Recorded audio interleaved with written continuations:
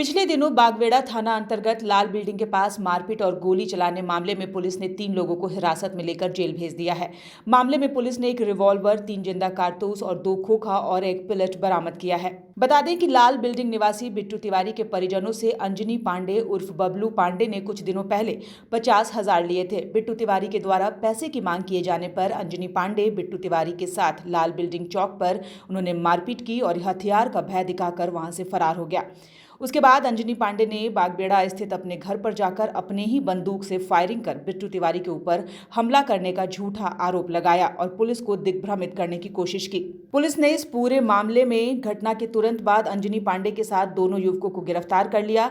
जानकारी देते हुए सिटी एसपी ने बताया कि अंजनी पांडे का पूर्व में भी आपराधिक इतिहास रहा है। फिलहाल तीनों को गिरफ्तार कर जेल भेज दिया गया है। 20 नवंबर को बागवेड़ा थाना अंतर्गत लाल बिल्डिंग के पास करीब 10 साढ़े 10 बजे के आसपास शाम को थाना को वहां पे मारपीट होने, हथियार का इस्तेमाल किए जाने का प्रयास करने की एक सूचना प्राप्त हुई। तो उस सूचना के सत्यापन और इसमें जो संलिप्त अपराधकर्मी हैं उनकी गिरफ्तारी और अग्रतर विधि सम्मत कार्रवाई हेतु सहायक पुलिस अधीक्षक विधि व्यवस्था के नेतृत्व में एक टीम का गठन किया है, जिसमें थाना प्रभारी सीताराम बेरा और थाना के अन्य पदाधिकारी शामिल थे।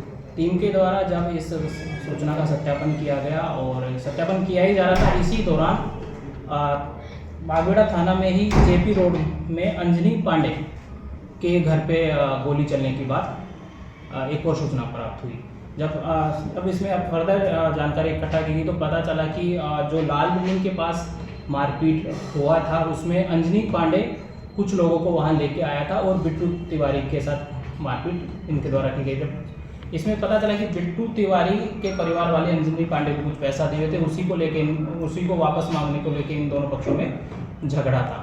तो फर्दर जब अंजनी पांडे को हिरासत में लेकर पूछताछ किया गया तो अंजनी पांडे द्वारा बताया गया कि बिट्टू इसको बराबर पैसे मांगने के लिए परेशान करता था, इसीलिए बिट्टू तिवारी के घर पे हथियार लेके गए थे। और जब वहाँ पे पता चला कि सब लोग इसको हथियार के साथ देख लिया है तो ये वापस आए और इसने पुलिस को भ्रमित करने और बिट्टू तिवारी को फंसाने की नीयत से अपने ही घर पे हथियार के द्वारा 2 गोली चलाई। उनके द्वारा जब अंजनी पांडे से फर्दर पूछताछ किया गया तो जो इस घटना में प्रयुक्त रिवॉल्वर था वो भी पुलिस ने जब्त किया और उसमें जो 2 खाली खोखा वहाँ से मिला और रिवॉल्वर के साथ 3 जिंदा कारतूस में मिला और अंजनी पांडे के घर से ही जो फायर किया हुआ कारतूस का पिलेट्स भी 2 बरामद हुआ। अंजनी पांडे जो अपराधी है इसने बताया कि ये इसका लाइसेंसी हथियार है, लेकिन इनके द्वारा पूछताछ करने पर किसी भी प्रकार का कोई लाइसेंस से संबंधित दस्तावेज उपलब्ध नहीं कराया गया है। जिला स्तर पे भी और थाना स्तर पे भी इस शस्त्र के विषय में किसी प्रकार की किसी भी पंजी में कोई एंट्री नहीं। अगर पैसा क्यों मांगा करता था, वजह क्या था? पैसा उधार लिया हुआ था और इस घटना में जो बाकी और शामिल थे अभिषेक पांडे और राहुल कुमार सिंह, इन दोनों की भी गिरफ्तारी हुई है। न्यूज़ विंग के लिए जमशेदपुर से गंगाधर पांडे की रिपोर्ट।